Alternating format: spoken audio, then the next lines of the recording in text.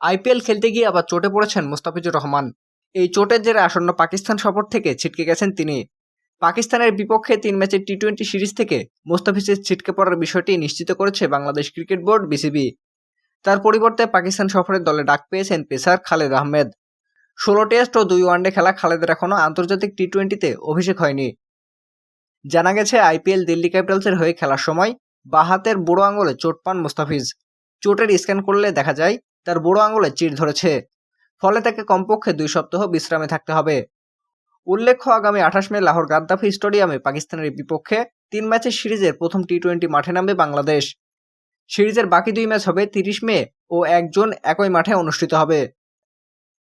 পাকিস্তান সফরে বাংলাদেশের দল লিটন কুমার দাস, তানজিদ হাসান তামিম, পারভেজ হোসেন ইমন, সৌম্য সরকার, নাজমুল হোসেন শান্ত, শামীম পাটোয়ারি, জাকের আলী অনিক, রিশাদ হোসেন, শেখ মেহেদী হাসান, তানভীরুল ইসলাম, খালেদ আহমেদ, হাসান মাহমুদ, তানজিম হাসান সাকিব, নাহিদ রানা ও শরীফুল ইসলাম।